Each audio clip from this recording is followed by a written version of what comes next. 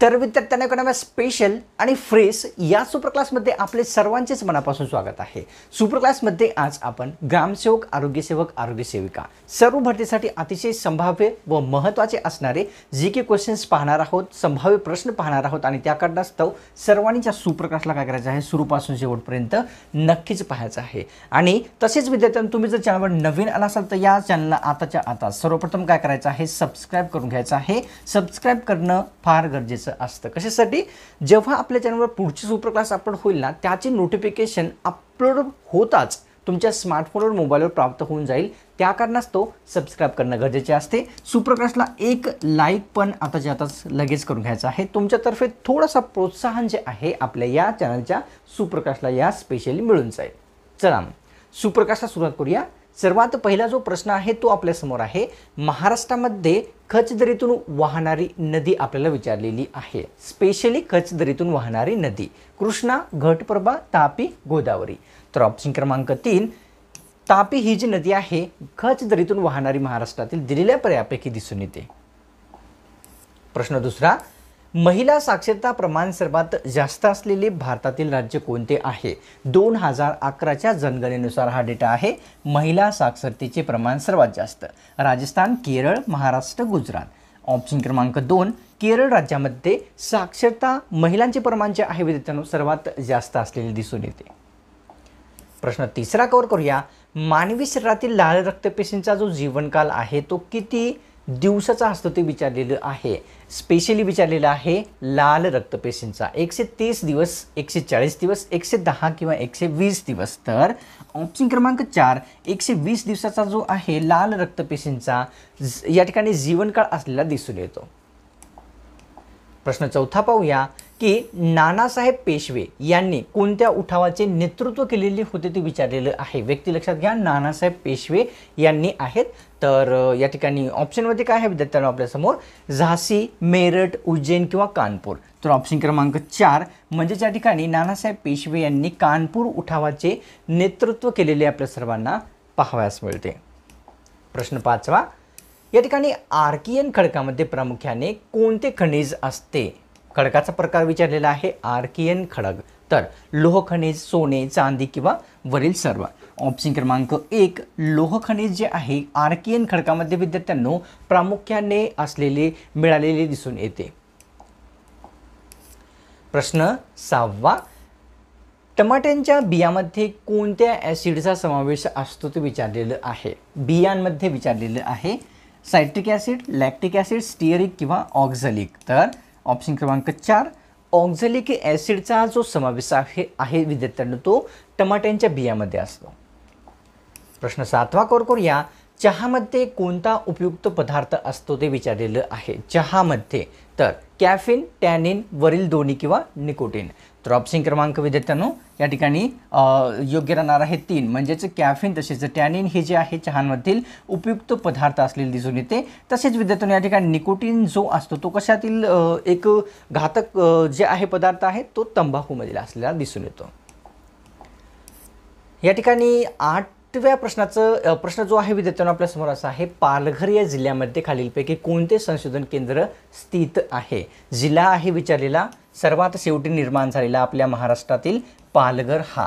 तर नारळ, गवत, सुपारी, गहू। ऑप्शन क्रमांक 2 गवत संशोधन केंद्र या ठिकाणी पालघर जिल्ह्यामध्ये स्थित असलेला विद्यार्थ्यांनो आपल्या सर्वांना दिसून येतो।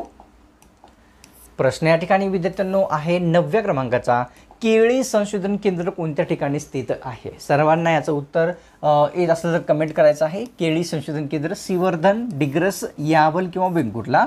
ऑप्शन क्रमांक 3 योग्य आहे। यावल या ठिकाणी काय आहे तर केळी संशोधन केंद्र स्थित असलेले विद्यार्थ्यांना आपल्यासमोर दिसून येते। प्रश्न 10वा कव्हर करूया।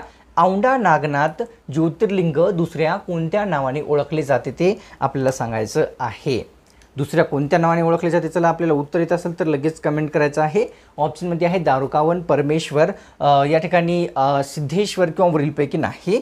तर ऑप्शन क्रमांक विद्यार्थ्यांनो 1 योग्य राहणार आहे। दारुकावन हे जे आहे म्हणजेच औंढा नागनाथ ज्योतिर्लिंग जे आहे दारुकावन या दुसऱ्या नावाने ओळखले जात असते। कव्हर करूया पुढचा प्रश्न। प्रश्न या ठिकाणी 11वा आहे विद्यार्थ्यांनो आपल्यासमोर की मनोरी खाडी कोणत्या जिल्ह्यामध्ये स्थित आहे ते विचारलेली आहे. प्रसिद्ध असलेली मनोरी खाडी मुंबई शहर, जालना, पालघर, मुंबई उपनगर. तर ऑप्शन क्रमांक या ठिकाणी 4 योग्य राहणार आहे. मुंबई उपनगर या ठिकाणी जे आहे मनोरी खाडी स्थित असलेली दिसून येते. घेऊया प्रश्न 12वा, जो की आहे पूर्व घाट व पश्चिम घाट ज्या ठिकाणी मिळतात त्या ठिकाणाजवळ कोणते शिखर आहे ते विचारलेलं आहे. पूर्व घाट व पश्चिम घाट, अन्नामलाई, निलगिरी, बैराट किंवा कोरमंडल. तर ऑप्शन क्रमांक 2 निलगिरी पर्वत जो आहे ज्या ठिकाणी पूर्व घाट व पश्चिम घाट या ठिकाणी मिळतात त्या ठिकाणी असलेला आपल्या सर्वांना पाहावयास मिळतो. प्रश्न 13वा, या ठिकाणी सिद्धेश्वर हे प्रसिद्ध धरण जे आहे कोणत्या या ठिकाणी आपल्याला विचारलेलं आहे की नदीवर स्थित आहे. सिद्धेश्वर धरण नीरा, कृष्णा, पूर्णा किंवा भीमा. तर ऑप्शन क्रमांक 3 पूर्णा नदीवर सिद्धेश्वर हे प्रसिद्ध धरण स्थित असलेले आपल्या सर्वांना माहीत असावे की आहे. तर प्रश्न 14वा असा आहे विद्यार्थ्यांनो, कयाधू नदीचा जो उगम आहे महाराष्ट्रातील कोणत्या जिल्ह्यात झालेला आहे. नदीचं नाव आहे कयाधू. ही नदी वाशिम, जालना, पालघर, सांगली. ऑप्शन क्रमांक 1 वाशिम जिल्ह्यामध्ये विद्यार्थ्यांनो कयाधू नदीचा जो उगम आहे तो झालेला दिसून येतो. प्रश्न 15वा, आर्थिक शोषणाचा जो सिद्धांत आहे खालीलपैकी कोणी मांडलेला होता. आर्थिक शोषणाचा सिद्धांत विचारलेला आहे. दादाभाई नौरोजी, महात्मा गांधी, पंडित नेहरू किंवा लोकमान्य टिळक. ऑप्शन क्रमांक 1 योग्य राहणार आहे विद्यार्थ्यांनो. दादाभाई नौरोजी यांनी आर्थिक शोषणाचा जो सिद्धांत आहे तो मांडलेला आहे. कोणाविरुद्ध मांडलेला होता पाहूया पुढच्या प्रश्नामध्ये. प्रश्न 16वा, दादाभाई नौरोजी यांनी आर्थिक शोषणाचा जो सिद्धांत आहे तो कोणाविरुद्ध मांडलेला होता. ब्रिटिशांविरुद्ध, डचांविरुद्ध, पोर्तुगीजांविरुद्ध किंवा वरीलपैकी नाही किंवा सर्व. तर ऑप्शन क्रमांक 1 ब्रिटिशांविरुद्ध दादाभाई नौरोजी यांनी आर्थिक शोषणाचा सिद्धांत मांडलेला होता. घेऊया 17वा प्रश्न. प्रश्न 17वा, की कायद्याचे अधिराज्य हा भाग भारताने कोणत्या देशाकडून घेतलेला आहे. भाग आहे कायद्याचे अधिराज्य अमेरिका, इंग्लंड, जर्मनी किंवा स्वित्झर्लंड. ऑप्शन क्रमांक 2 योग्य आहे. इंग्लंड या देशाकडून भारताने संविधानामध्ये कायद्याचे अधिराज्य हा जो भाग आहे तो स्वीकारलेला दिसून येतो.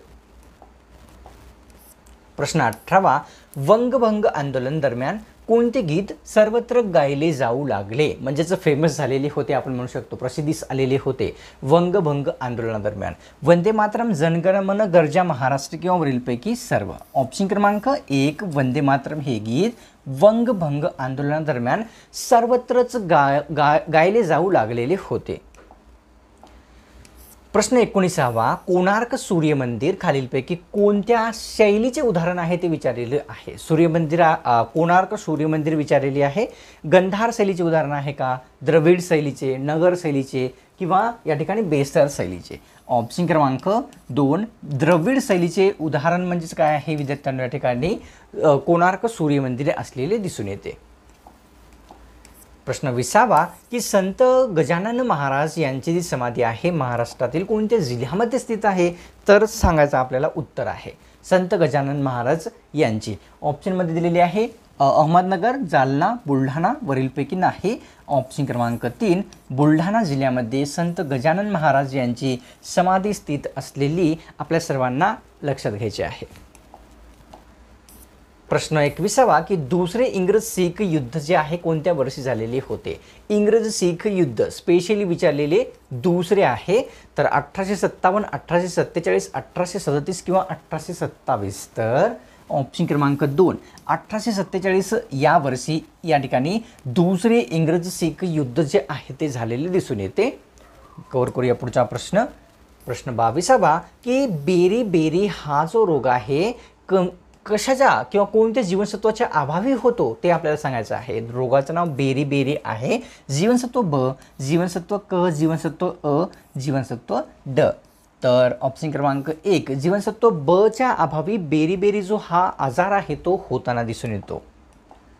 प्रश्न 23वा, शिपाई बंड चालू असताना दिल्लीचा मोगल सम्राट कोणता व्यक्ती होता. बंड कोणते होते तर शिपाई बंड चालू असताना विचारलेली आहे. पहिला बहादूर शहा, आलमगीर, दुसरा बहादूर शाह किंवा वरीलपैकी नाही. ऑप्शन क्रमांक 3 दुसरा बहादूर शाह जो आहे सिपाई बंड चालू असताना कशाचा, तर दिल्लीचा मोगल सम्राट व्यक्ती होता. लक्षात घ्यायचं आहे. प्रश्न 24वा अनुसूचित जातींची जी लोकसंख्या आहे कोणत्या राज्यामध्ये सर्वात जास्त आहे. अनुसूचित जातींची लोकसंख्या उत्तर प्रदेश, महाराष्ट्र, मध्य प्रदेश, आंध्र प्रदेश. ऑप्शन क्रमांक 1 उत्तर प्रदेश राज्यामध्ये अनुसूचित जातींची जी लोकसंख्येचे प्रमाण आहे ते सर्वात जास्त असलेले दिसून येते. प्रश्न 25वा हवेमध्ये एकूण ऑक्सिजनचे जे प्रमाण आहे ते किती टक्के समाविष्ट आहे किंवा समावेश आहे. हवेमध्ये ऑक्सिजनचे विचारलेले 28%, 30%, 21% किंवा 18%. तर ऑप्शन क्रमांक 3 21% जे आहे हवेमध्ये कशाचे, तर ऑक्सिजनचे प्रमाण विद्यार्थ्यांना आपल्याला सर्वांना दिसून येते. कव्हर करूया 26वा प्रश्न. जागतिक आरोग्य संघटनेच्या कार्यभाषा कोणकोणत्या आहेत विचारलेलं आहे. जागतिक आरोग्य संघटना जी आहे विद्यार्थ्यांनो तर त्यांचे तर इंग्लिश, स्पॅनिश, रशियन किंवा वरीलपैकी सर्व. ऑप्शन क्रमांक 4 योग्य राहणार आहे. रशियन, स्पॅनिश, इंग्लिश ह्या सर्व जे भाषा आहेत विद्यार्थ्यांनो कोणाच्या, तर जागतिक आरोग्य संघटनेच्या कार्यभाषा आहेत. सर्वांना लक्षात घ्यायचं आहे. 27वा प्रश्न असा आहे की हत्ती हा जो प्राणी आहे कोणत्या राज्याचा राज्य प्राणी आहे. हत्ती प्राणी विचारलेला आहे विद्यार्थ्यांनो. तर या ठिकाणी ऑप्शनमध्ये आहे झारखंड, केरळ, कर्नाटक वरील सर्व.